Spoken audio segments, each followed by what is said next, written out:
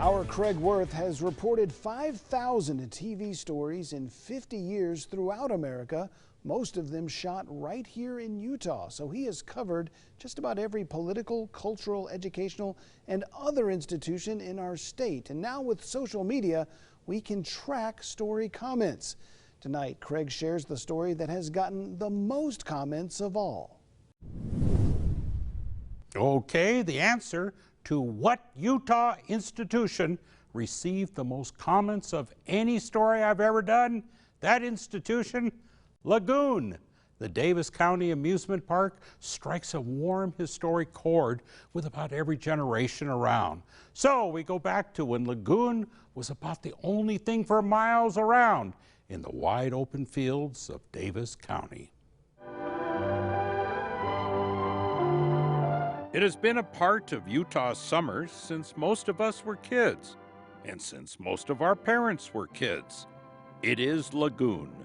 And many of us may remember when they charged one price per carload. So you put about a dozen kids in the old Plymouth, and you drove up those country roads in Davis County. You drove past nothing but open fields. And then, there it was, right at the corner of a farmer's field. Actually, it started in 1886 on the Great Salt Lake. It was called Lake Park. It was a stop on the Denver and Rio Grande Railroad. But Simon Bamberger bought it, and he moved it 3 miles to Farmington, where he had his railroad. It was a good idea. The Deseret News says 6,000 showed up on Labor Day in 1901. The big thrill was to shoot the chutes. That's where one took a boat down a big slide and splash hit the lagoon. Of course, the carousel was popular. From its installation in 1906, it's the oldest attraction at the park. It has 45 characters and thousands of memories. Julie Freed grew up with Lagoon. She's the third generation to be the caretaker owners of the famed carousel. Hand-carved, hand-painted. This carousel is very, very special to Lagoon. It's on the National Registry. And actually, there was a fire at Lagoon in November of 1953. And it took 500 firefighters, all the firefighters of Davis County, to make sure that this carousel didn't burn down. Even still, there were a few charred treasures from that fire. Lagoon chugged along for years until World War II. As part of the war effort, it closed. And that's when the Freeds bought it and wondered, would Utah still want to show up? My grandfather, Peter Freed, and his brothers, after World War II, were looking for something to do. And Lagoon, 40 acres at the time, had been closed during the war. So in 1946, on opening day, he sat at the front gate, and they were just wishing someone, anybody would come.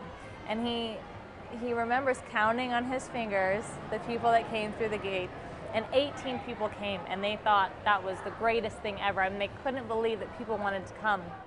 They did come back to scream on the roller coaster of 1921 vintage, back to the speedway, and the boats. Indeed, it was a time to imagine you were on the lake, or imagine you were in a speedboat. You went back to Lagoon. And you were back to eat cotton candy. Of course, they came to be scared, and they were. And somehow you survived to do it all over. It's actually where Julie Freed started. Oh, I was a character. I was dressed up as a doll.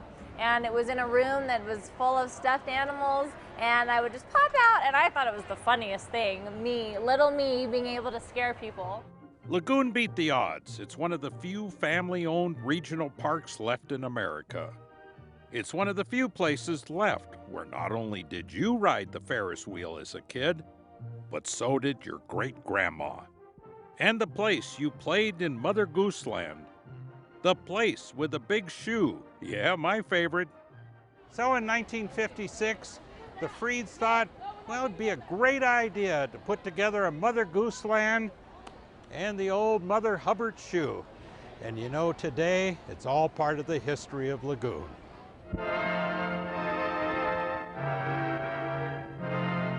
I remember I needed a couple of people to help me down from the shoe. Now, needless to say, if the shoe is the scariest thing for me at the amusement park, I haven't ridden any of the roller coasters.